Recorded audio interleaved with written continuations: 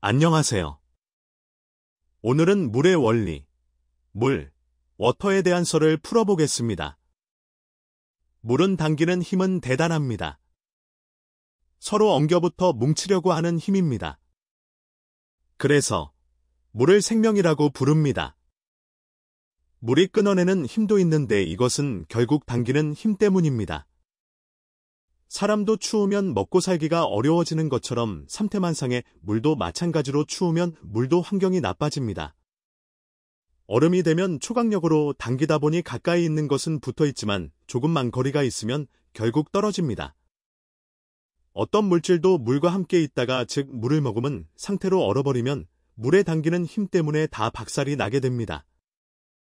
물의 이런 원리는 pH를 구분하는 데서 시작합니다. 즉, 같은 물이 아니면 갯불, 쳐다도 보지 않고 당기지 않습니다.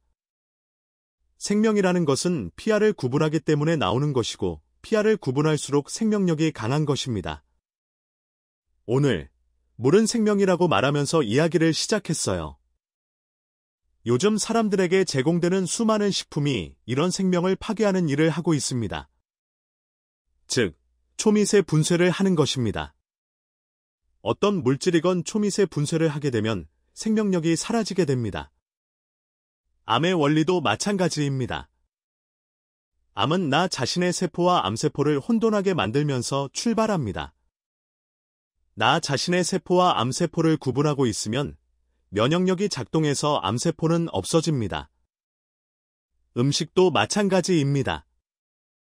갈아서 먹는 것보다 으깨 먹는 것이 좋고 칼로 잘라서 먹는 것보다 찢어서 먹는 것이 좋다는 것은 그렇게 원래 모습으로 몸속에 들어가야만 몸이 pH를 쉽게 구분합니다.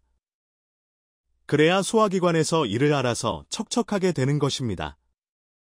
그런데 요즘 무조건 미세분쇄를 합니다. 그렇게 미세분쇄를 한 음식이 몸속에 들어오면 나 자신의 세포는 헷갈립니다. 소화를 시켜야 하는 음식인지 내 몸속에서 분비된 대사물질인지 분간을 못하게 되고 이런 상태가 오래가면 생생한 몸 상태에 나쁜 영향을 줄 수 있습니다. 현대 서양의학의 치료 방법 중에 하나가 어떠한 상태를 코마 상태로 유도해서 몸의 격렬한 면역 반응을 자제시킴으로써 생명을 연장시키거나 몸의 효율을 증가시키는 목적으로 이용됩니다. 당뇨병, 심장병이 대표적 경우입니다. 몸 상태 그대로 두면 혈액은 말단까지 배달을 하고자 할 것이고 그러면 심장은 계속 지나치게 뜀박질을 할 것이고 그러면 심장이 망가지거나 멈추게 됩니다. 그것을 막는 서양 신약들이 심장병, 당뇨병 약인데 죽을 때까지 먹어도 안전하고 죽을 때까지 먹어야 한다고 홍보합니다. 이처럼 신체 일부의 코마 상태를 유도하는 것도 하나의 기술이고 그것을 이용하면 이렇게 유용하게 쓰일 수 있습니다.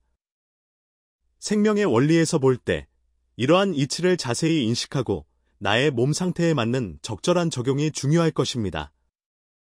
그래서 서양 신약에 의존하는 것은 필요에 따라 선택해야 합니다. 하지만 건강한 신체 상태를 가능한 유지하려면 건강이라는 것이 무엇인지 스스로 이해할 필요가 있습니다.